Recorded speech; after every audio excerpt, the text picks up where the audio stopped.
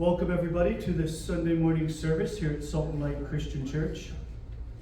The story that I will be telling you all this morning is about the political activist, the man of faith, the martyr, Charlie Kirk. I'm sure most of us here have heard about the events that have taken place this past week. However, I don't want to focus on his death as much as I'd like to focus on his life. Charlie was born in 1993 in the suburbs of Chicago. And he grew up there in the Chicago area. His parents are Christians, and they raised him, taking him to a Presbyterian church.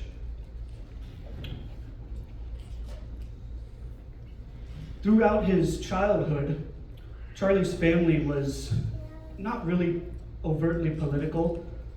They tried to have an idea of who they were voting for, like I think the most of us do, but beyond that, they were relatively regular folk. However, as Charlie grew and continued to go through the education system there in Chicago, he recognized a political bias in the education system and in the stuff he was being taught. One such example that he gave himself was how they spent about 3 days covering the founding of our nation, yet an entire month talking about slavery and the abolishment of it. Both great things that we must teach. However, a bias nonetheless. When Charlie was in high school, when he was a junior in high school, he took his first footsteps into political activism. The price of cookies at his school had inflated quite rapidly, and recognizing an outcry, a desire for them to go back to the way they were, he stood up and led many fellow students to protest and to petition the price of cookies at his high school.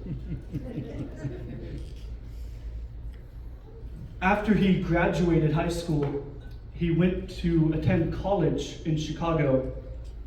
However, after only one semester, he realized that bias he had noticed in high school only got worse the higher up you went in the education system. And after that first semester, he realized that going to college was not the path for him.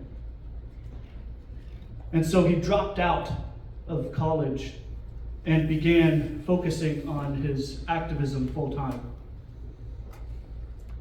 In 2012, Charlie attended the Republican National Convention, where he met several high-profile Republicans and even convinced a few to help fund his grassroots campaign to form an organization called Turning Point USA.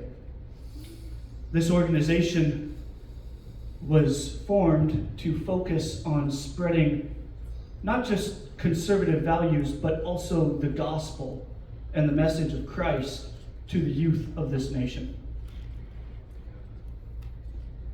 And so Charlie began doing what he was most known for. From a young age, before he was even 20, he began going around to college campuses, where he would set up a table and maybe a tent and just ask people to come and talk to him about anything. They could ask whatever questions they wanted: political, religious, life advice, anything. And he would just have a conversation.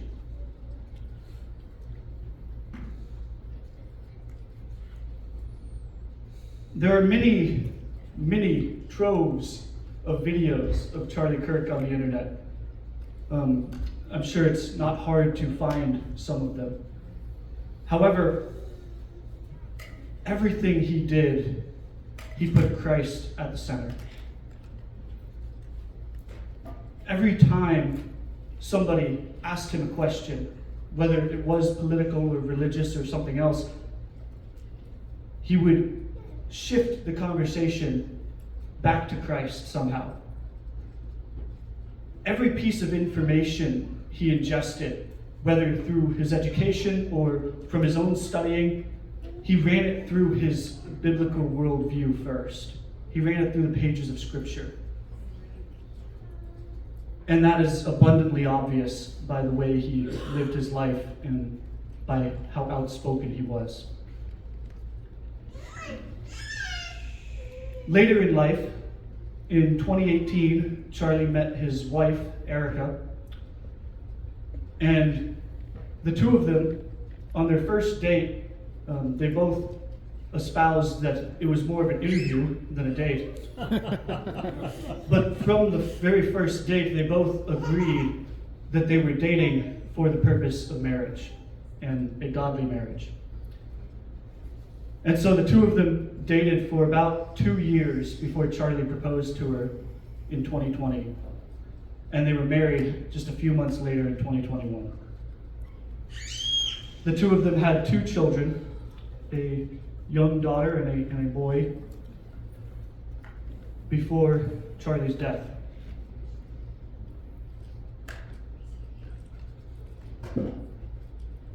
We can see, not only from his multiple different accounts from his own mouth online, but from the way he lived his life and from the way the people that knew him the best talked about him, that Charlie Kirk was, above all else, a man of faith.